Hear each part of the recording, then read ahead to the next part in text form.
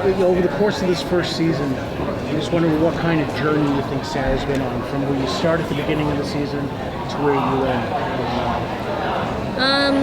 I think for her, a big part of it in the beginning was getting rid of that, like, kind of self-hatred, that feeling like she's a terrible person, and like she had that bloodlust, and like kind of learning how to control that, and like not feeling like she's a terrible murderer, and just kind of accepting herself a little bit more. I think that's like, she's not quite all the way there, but that's where she's heading towards, like just being like, all right, this is me, like, and I might not like it all the time, but like just who I am, I think, for her. How comfortable are you in the action scenes at this point? I mean, I did martial arts before I started acting, so I do most of my fighting stuff is I do, and I trained a lot before the show, so it's good.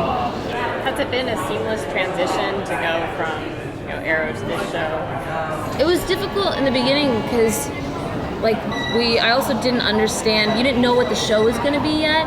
So like I didn't know what the tone was, and then I get a script, and like Sarah's got all these jokes and is like, like want to dance, like, and I'm like, wait a second, like who is this? Because this is not Sarah Lance from Arrow, and so it's trying to find a way to make the tone switch of the show for the character, but still keep it the character, which I felt like made sense since it's like she died. Everything that like could go wrong went wrong. Like she has been through some shit, and it's like now she's like, okay, like it's whatever. Like to have a little bit more levity to her.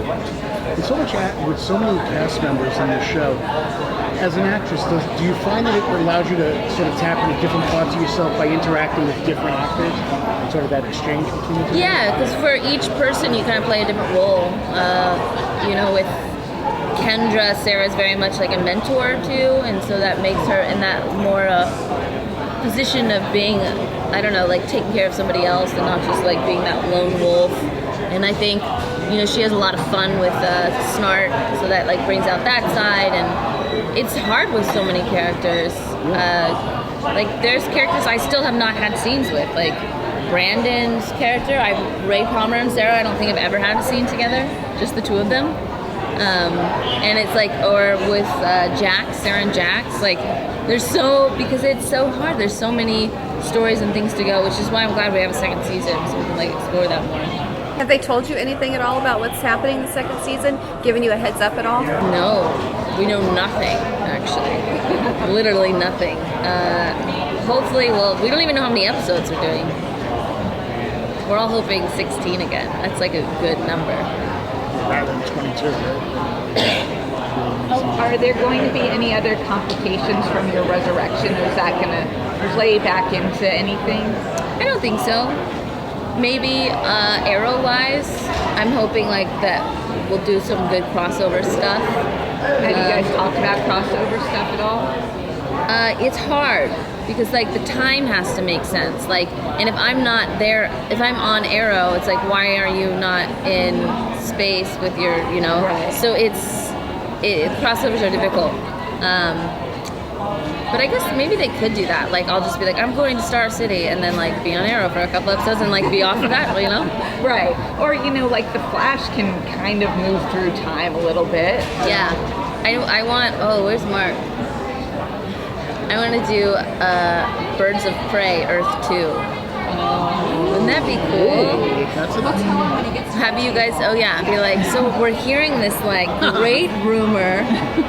Where'd you hear that? I'm sorry. No, not me. Is there a particular costume that you've gotten to wear in these different time periods that you're really fond of? I like the 70s, and I really like the Western. I love the Western costume. It's like, though there's like this epic shot of all of us like walking together like through this town in our Western gear, and everyone is so tall, and I'm like, me. I look like Feifel Goes West next to everybody with my like big hat, like cowboy hat on. I look really cool, like not next to them. But then we're like walking. Normally you can stand on like apple boxes, so it's like everyone's tall. I stand on a box and I'm like, yeah. But then we're walking, you can't. So it's just like everyone's like Brandon, Sierra, and everyone. And I'm like, bleed. It's a cool shot though. She also has a lot of unresolved personal history. I mean, would you like to personally get a chance to sort of work things out with Nissa a little bit at some point as well?